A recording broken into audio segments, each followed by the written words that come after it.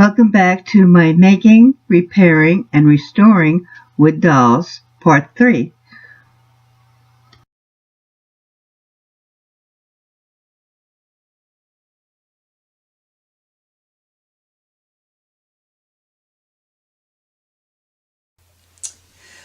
Welcome everyone to the next installment of my online video workshops of making, repairing, and restoring wood dolls. If you saw my previous videos, you saw the array, the different kinds of dolls that I want to show you how to make and repair and restore. But today we're going to make a what I call a mannequin doll. It's one of the several dolls that I showed you in my opening video. I'm calling it a mannequin because she does not have any legs. As you can see, she's just a single dowel on a base. But of course, we have to make the arms and the head. And we're going to use a preformed torso that I made prior to this video, because making the torso is a little more complicated and would take more time. But in this video, I want to show you how to make the arms using what is called the mortise and tenon method. And what that does is provide you with a joint that you can twist, movable on the doll. And I'm very excited because I was able to figure out exactly what hand tools you could use rather than getting any big woodworking equipment. So I wanted to show you what I'd be using today in order to make the arms and the head for this doll. The first thing is a Dremel with a sanding drum on the end. We use two kinds of grit on it, a coarse grit and a softer grit for finishing. My trusty hand drill. Okay, we used that in the previous video to make holes, and we will be doing so again today. This is an interesting piece of equipment. It's called an oscillating saw, and you can see the head there. It oscillates back and forth to make the cut. Now, various different heads can be attached to this tool, but today, as I said, we're going to use the saw. Later, we're going to put a very coarse sanding head on it, but today the saw. Now, I thought I would just show you. You may want to close your ears. It makes a lot of noise, but I wanted to show you how this saw actually works.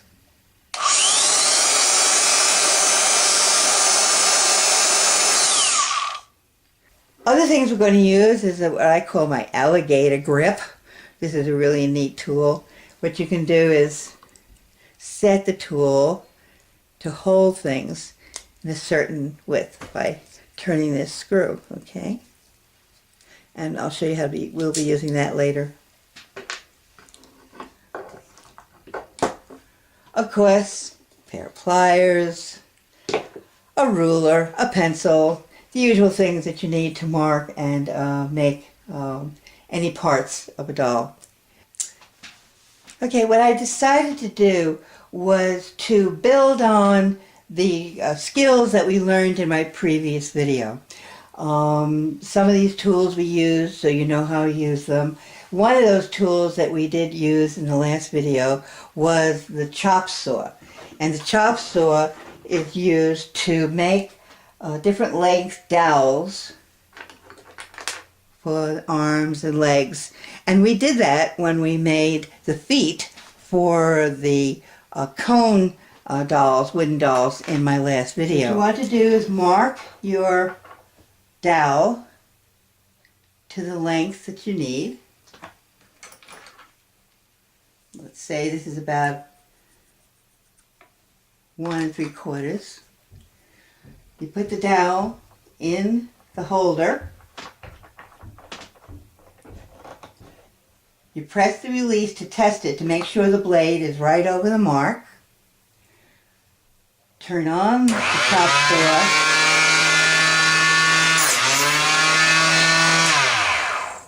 And that's all there is to it.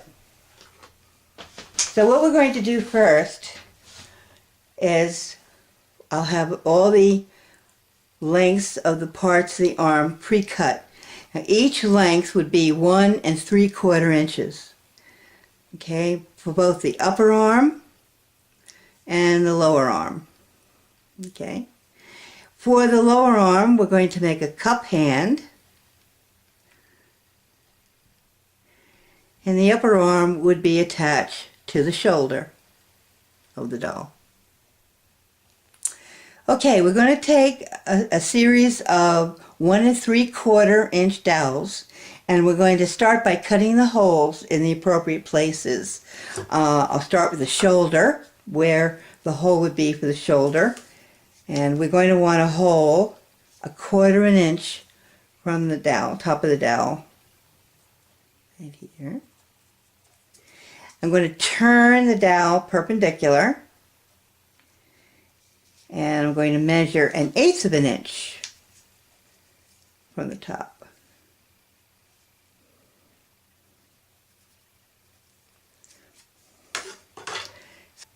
Now after I mark the holes in my 1 3/4 inch dowel, I'm going to place it in my alligator grip. Going to hold this nice and tight, and I'm going to put it down, and I'm going to mark the hole that I've made for 1/4 inch.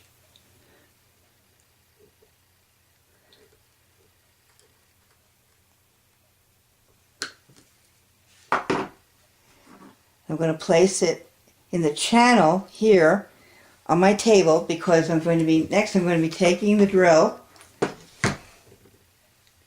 and then we're drilling a hole,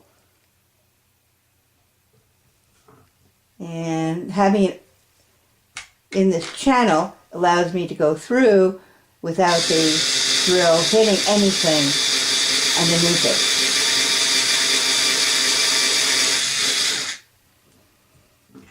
There we go. Sometimes this gets a little stuck. Okay. So there is my hole for the shoulder. Next, I'm going to drill the hole for the tenon part of the joint. Do the same thing. I'm going to put the alligator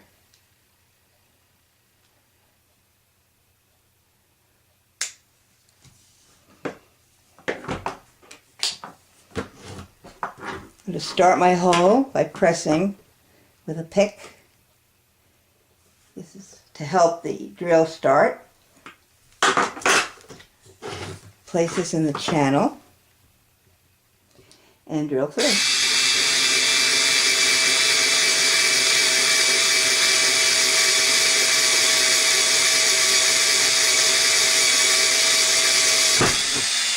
Okay.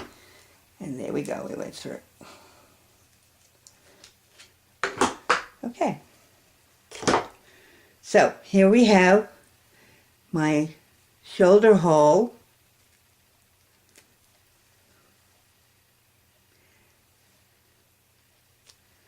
And I have my tenon joint hole. So this I just cut is for the shoulder, the upper arm that's going to attach to the shoulder. We're going to put this aside, and now we're going to make the holes for the hand. This part, this hole, which will be going this way, is going to be attached to the upper arm. And this end will actually be a cupped hand. And I'll show you how to make that.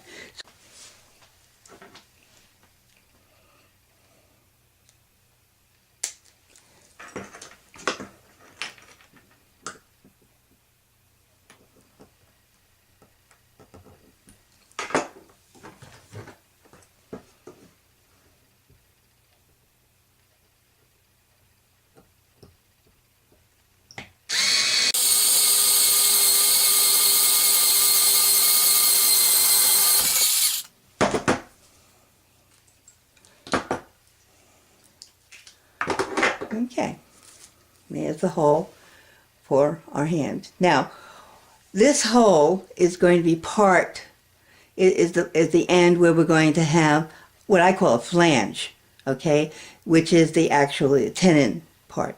So what we're going to be doing now is going to take a trusty knife, and we're going to cut the flange. I go down about 1/2 inch, and I'll just whittle away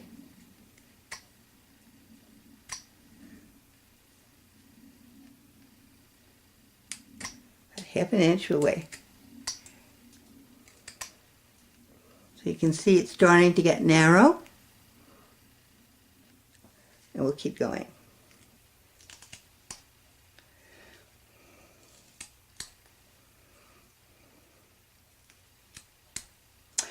So when I get to about, 1/8 of an inch thickness, what I'm going to do is take the Dremel with the drum head, okay, and we're going to continue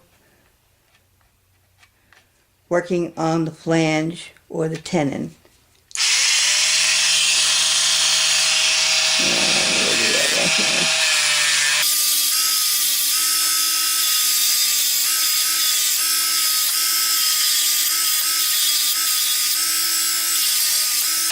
You see how that's getting narrow? Getting narrow really fast.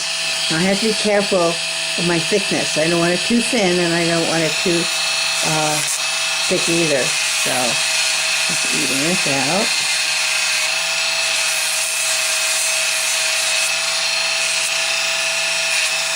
Trying to get it even on both sides.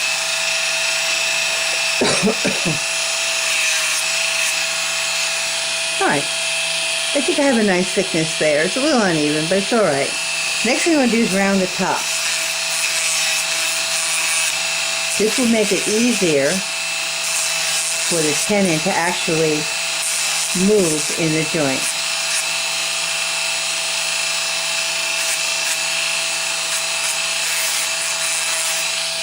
There we go.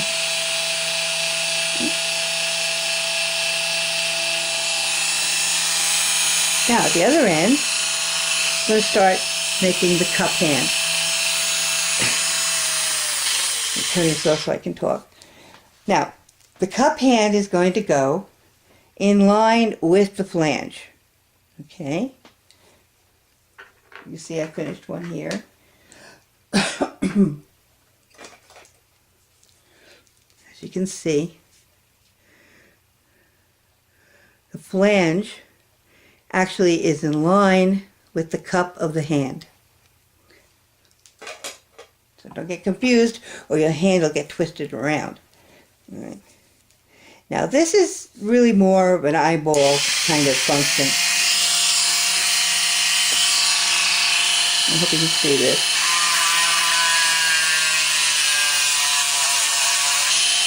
I'm going to start by making a depression in the end. Okay? Go about through half of the thickness of the dowel. Right. And here's the tricky part. I'm going to turn this around, and I'm going to make a depression on the other side. And the idea is, it'll make a cup. Now what I'm going to do is, let's see if I can get this a little closer.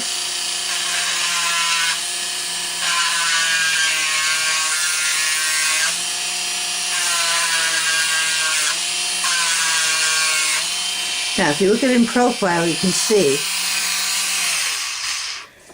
at this end I have the cup part a little closer to the end, and on the other side the depression is a little further down. So I'm going to do is even the top out. I'm going to make a nice cup shape, okay? And it takes a little practice.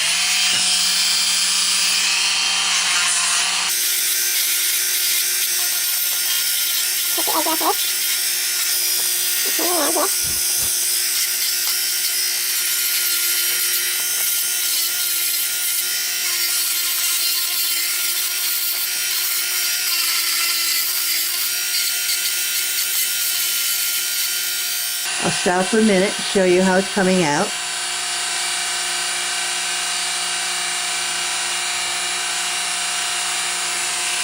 And as I'm looking at it, I think I want the cup a little deeper. So I'm going to do this. Take off any edges. Everything wants to be rounded and smooth.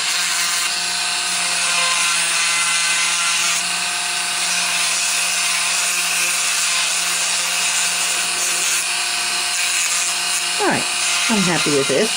And you can make it as defined or as shallow as you desire. Okay. But the point is, now you have your lower arm, your cup hand, with the tenon on the top and a hole in it, and the cup hand on the bottom. Okay, I want to come back to the upper arm for a few minutes. This is the top end where our hole is about 1/4 of an inch from the edge of the dowel. And you can see here the edge is very sharp. I would like to round that out because this is actually supposed to be the shoulder. So what we're going to do is we're going to take the sharp edge off of this and just sort of round it out to make it pointy or not. Like I said, don't forget, this is the shoulder, so we want to make it look a little rounded. And there we go.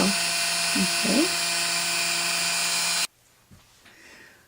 Okay, now that I've rounded out this end of the dowel, which will be attached to the shoulder on the torso, I'm going to turn the upper arm and work on the bottom part of the upper arm, which will form 1/2 of the joint, the mortise end of the joint. Here we can see the hole that I drilled 1/8 of an inch for the top. And what we have to do next is make a split in the wood across the top and go down about 1/2 an inch.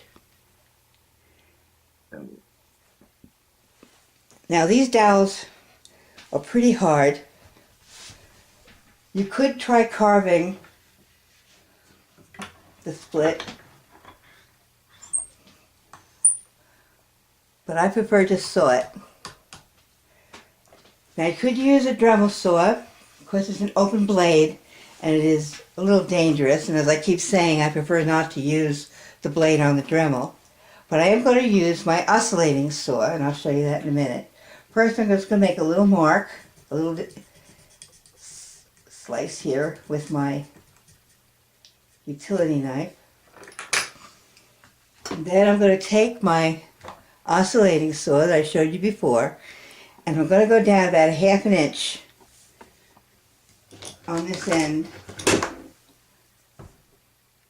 1/2 an inch. Okay, we'll try that. Well, let's try it. It's a little noisy, so you may want to cover your ears or turn the volume down.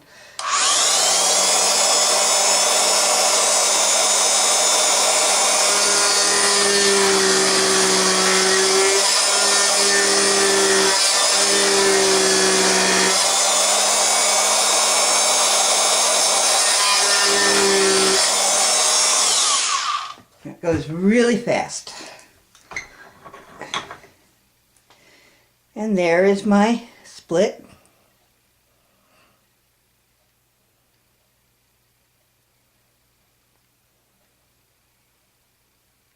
You can see that. Okay? All right. Now, obviously this split is not wide enough to take our tenon. So now I'll go back to my utility knife.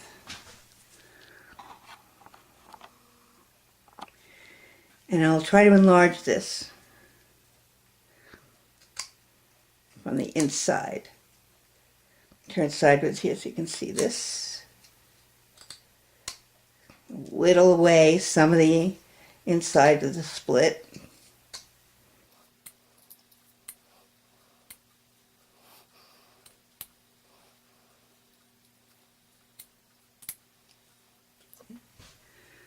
So you can see it is widening, but I have another trick. I just need to change the bit on my Dremel, and I'll be right back. Okay, so what I did was I changed the head on my Dremel, and what I have here is a very narrow but longer grinding tool, which I'm going to put inside the mortise and grind it so that I can open this slit a little bit more. And let's try that.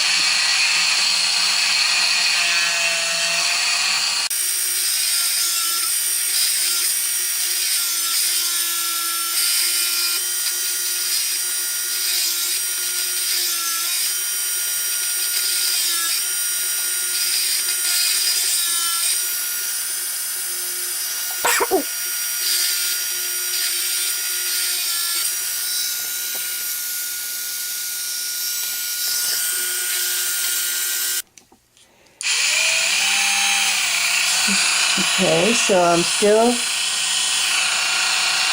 working on my split.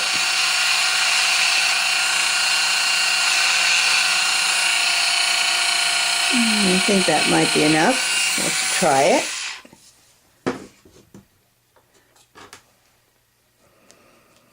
And the trick is to have the holes line up.